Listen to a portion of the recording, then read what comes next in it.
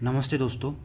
पिछले वाले लेक्चर में हमने शोधन के बारे में संपूर्ण जानकारी ली और वो यूटी एग्ज़ाम के लिए बहुत इम्पोर्टेंट है। और दूसरा है मारन, ये भी परिभाषा में से यूटी एग्ज़ाम के लिए बहुत इम्पोर्टेंट है। 5 मार्क का क्वेश्चन यहाँ से बन सकता है। तो मारन मतलब क्या होता है? मृु धातु से बनता है, मतलब मारने, मतलब नष्ट करना होता है। इसका श्लोक है, शोधितान लोह धातुवादी विमर्द स्वरसादिभि अग्नि संयोगतो भस्मीकरणम मारणम श्रुतम। मतलब पिछले इसमें अपन ने शोधन किया था, मतलब शोधित धातु व अन्य रसद्रव्यों का स्वरसादि के साथ मर्दन करके अग्नि संयोग द्वारा भस्म करने की प्रक्रिया को मारन कहते हैं। ठीक है। इसके बाद दूसरा पॉइंट है मारन के प्रकार। मारन के प्रकार 4 होते हैं, पारद मारित, वनस्पति मारित, गंधकादि मारित और अरिलोह मारित। इसमें पारद मारित ये सर्वश्रेष्ठ होता है। क्यों माना गया है? क्योंकि कज्जल ये योगवायु होता है। कौन? पारद। रसायन कर्म भी पारद का बताया गया है और सूक्ष्म स्रोतोगामी होता है पारद, इसलिए ये सर्वश्रेष्ठ माना है। इसके उदाहरण देखे जाए तो कज्जली, रस सिंधु आदि उपयोग है। उसके बाद आता है वनस्पति मारित। वनस्पति मारित ये मध्य गुण वाला होता है, क्योंकि इसमें पंचांग, स्वरस आदि उपयोग किया जाता है। इसका वनस्पति का इसका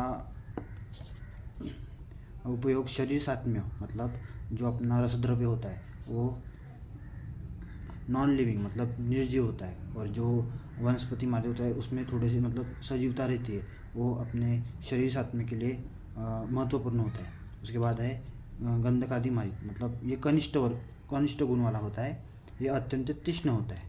ठीक है। उसके बाद अरिलोह मारित मतलब उसका शत्रु जो लोहा रहता है ये सबसे दुर्गुण रहता है, मतलब शत्रु धातु के द्वारा मारना। इसमें उसके उदाहरण है स्वर्ण का मारण अगर अपन ने नाग धातु के साथ किया, वंग का मारण अपन ने हरता द्वारा किया, तो ये अरिलोह है। अभी मारन की सामान्य प्रक्रिया क्या है? पहले अपन रसद्रव्य लेंगे, उसको शोधन करेंगे। शोधन का प्रोसीजर पिछले वाले वीडियो में मैंने आपको बता दिया था। उसके बाद चूर्णीकरण करेंगे, उसको किसी द्रव्य की भावना देंगे। उसके बाद पूट देंगे, मतलब अग्नि संस्कार करेंगे। और उसके बाद अमृतीकरण आपको क्या होता है मैं आने वाली वीडियो में बताऊंगा। उसके बाद मेन है यहाँ पे पूट, मतलब मारन करना है किसी रसद्रव्य का, तो पूट तो जरूरी है। मतलब रसादि द्रव्य पाका नाम प्रमाण न्यानम पुटम, मतलब प्रमाण न्यान मतलब कितना अग्नि देना है, कितने प्रमाण में अग्नि देना है, इससे क्या होता है। नेष्टो न्यून्य अधिकम पाकम सुपाकम ही हितम औषधम, ना अधिक होना चाहिए ना कम होना चाहिए अग्नि, तो उससे सुपाक मतलब एकदम अच्छी तरीके से जो हितकर औषधि है वो बनती है। रसद्रव्यों को उचित मात्रा में अग्नि देकर भस्म निर्माण करने की प्रक्रिया को पूट कहते हैं। इसमें पूट के 4 प्रकार आते हैं, अग्निपूट, पूटपाक, चंद्रपूट और सूर्यपूट, और आखिर में होता है स्वांगशित किसी में इसमें। ठीक है। तो अग्निपूट जिस पद्धति में द्रव्य को खुले पात्र में सीधे अग्नि दी जाती है उसे अग्निपूट कहते हैं। खुला पात्र है, इसमें डायरेक्ट अग्नि देने को अग्निपूट कहते हैं। इसमें महत्वपूर्ण पॉइंट क्या है? शराव संपुट का प्रयोग नहीं होता, प्रत्यक्ष अग्नि संपर्क होता है, उष्णता एकदम तीव्र होती है। उदाहरण इसका स्वर्णमाक्षी भस्म। इसके बाद आता है पूटपाक विधि। इसमें भावना दिए हुए द्रव्य की चक्रिका बनाकर शराव संपुट में बंद करके अग्नि देना है। इसमें महत्वपूर्ण पॉइंट है, सबसे सामान्य पद्धति समान उष्णता प्राप्त होती है और अधिकांश भस्म इसी विधि से बनाई जाती है। पूटपाक विधि से मैक्सिमम जो भस्म है इसी से बनाई जाती है।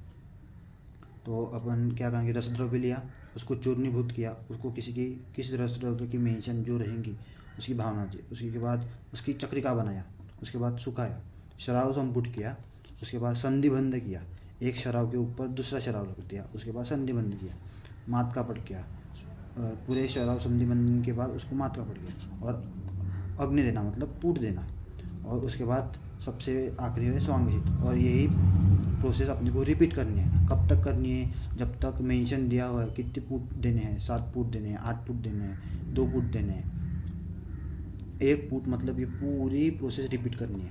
उसके बाद जो अपने को स्वांगशित मिलने के बाद जो भस्म मिलता है उसको और एक बार खल करके सब ये प्रोसेस दोहरानी है जब तक भस्म परीक्षा में प्राप्त अपने को जो भस्म परीक्षा बताई गई है और तब तक अपने को करना है। उसके बाद आता है चंद्रपुट। चंद्र किरणों द्वारा औषधि संस्कार करना, मतलब जो पिष्टि निर्माण हेतु के लिए ये उपयोग होता है। शीतल प्रभाव और सौम्य संस्कार ये महत्वपूर्ण पॉइंट है। उदाहरणार्थ मौतिक पिष्टि, प्रवाल पिष्टि इसे अपन बनाते हैं। उसके बाद आता है सूर्यपुट। सूर्य की प्राकृतिक उष्णता द्वारा औषधि का पाचन करना, ये सूर्यपुट को भानुपुट भी कहते हैं। इसमें महत्वपूर्ण पॉइंट क्या है, मंद उष्णता रहती है। उसके बाद प्राकृतिक संस्कार है ये और सूर्य किरणों का प्रभाव रहता है। इसमें लोह भस्म जो बनाते हैं तो लोह भस्म में थाली पाक, भानुपाक और पुट पाक ये तीनों चीज़ों का इस्तेमाल होता है। तो उसमें से एक यहाँ पे मेंशन है सूर्यपुट, ठीक है। अभी आखिरी में है स्वांगशीत। अग्नि समाप्त होने के बाद संपुट को स्वयं ठंडा होने देना, मतलब स्वांगशीत। इसका महत्वपूर्ण पॉइंट क्या है, भस्म समान रूप से पकता है, रंग एवं गुण समान रहते हैं, भस्म की गुणवत्ता बढ़ती है। इसमें नोट, भस्म परीक्षा पूर्ण होने तक पुट दिए जाते हैं। यह आपको मैंने पीछे ही बताया था।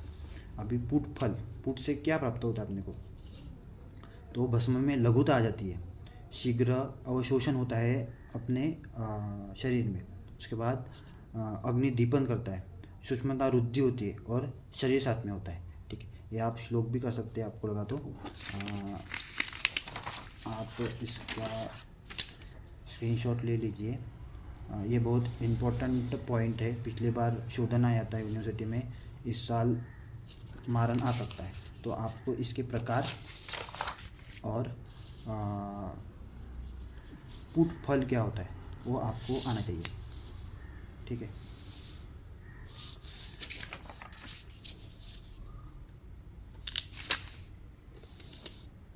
Thank you.